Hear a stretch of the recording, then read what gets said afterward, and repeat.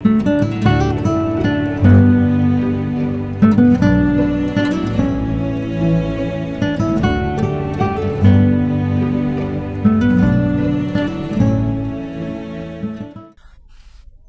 ¿qué tal?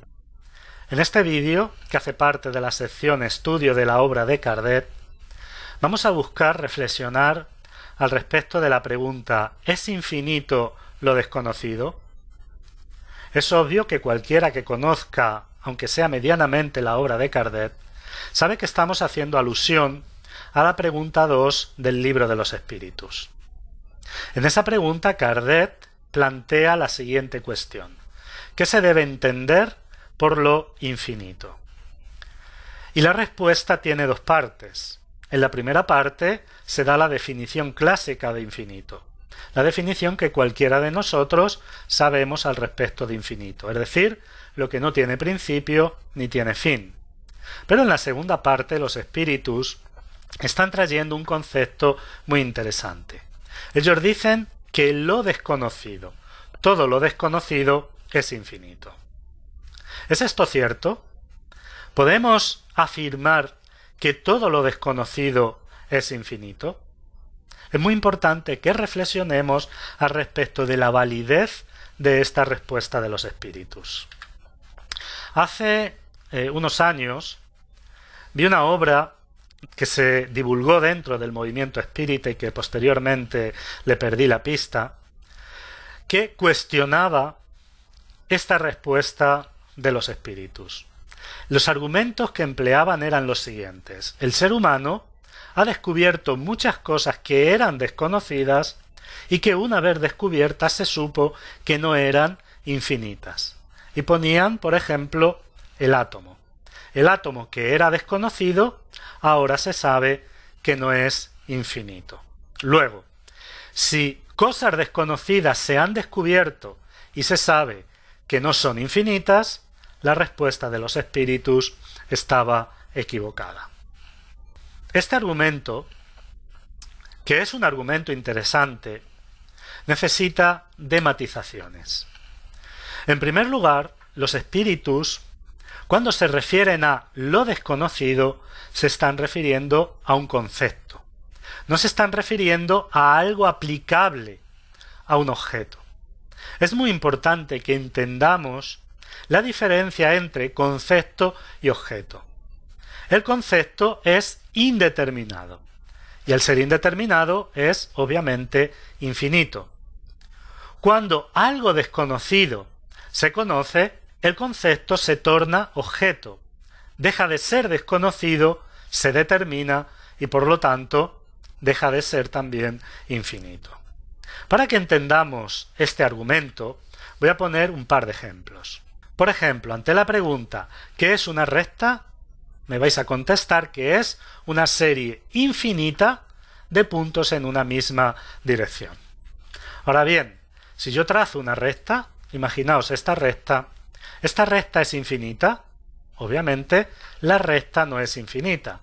Esta recta tiene un número determinado de puntos. El problema no es que la definición de recta esté equivocada. El problema es que el concepto se ha transformado en objeto. El concepto de recta lo he materializado en una recta en concreto. El concepto está cierto.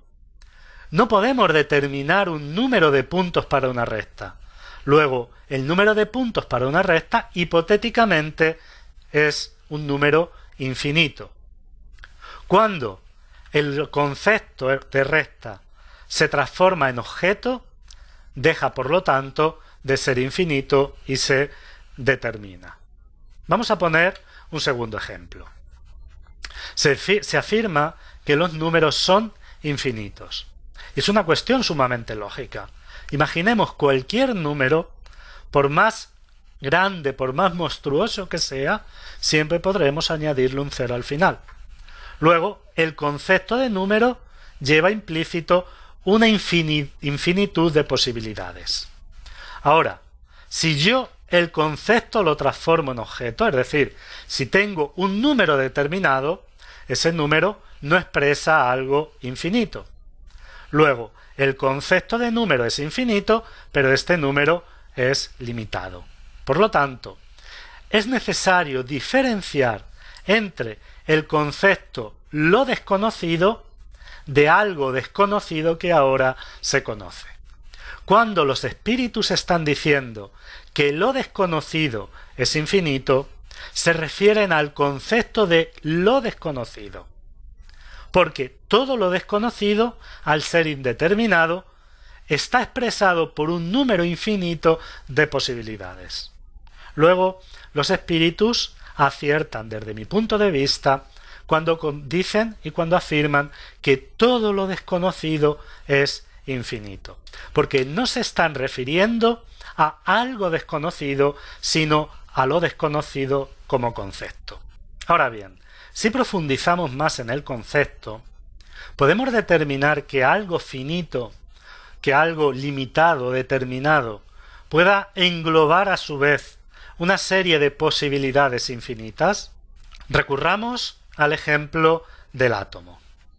Se decía que el átomo es algo finito, y es verdad, pero a la vez que es finito, engloba infinitud de posibilidades o una infinidad de posibilidades. Por ejemplo, imagínense que queremos saber la posición y la velocidad de un electrón dentro del átomo. Si nosotros precisamos o aumentamos nuestra certidumbre en la velocidad, aumentaremos nuestra imprecisión o incertidumbre en cuanto a la posición. A la inversa, si nosotros aumentamos nuestra certeza en cuanto a la posición del electrón, aumentaremos nuestra incertidumbre, es decir, nuestro desconocimiento en cuanto a la velocidad. Imaginemos, hipotéticamente, que pudiéramos determinar de forma absoluta la velocidad de ese electrón.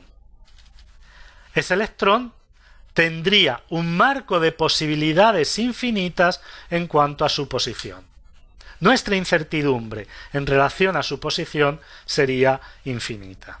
Con esto quiero decir que los conceptos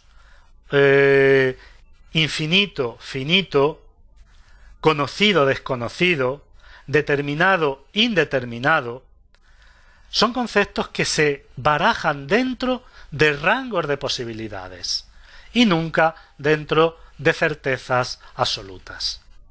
¿Cómo podemos entender que algo que sea finito pueda englobar a la vez un número infinito de posibilidades? Para ello vamos a recurrir a un ejemplo muy sencillo, pero que nos va a permitir cómo algo finito engloba una infinitud de posibilidades.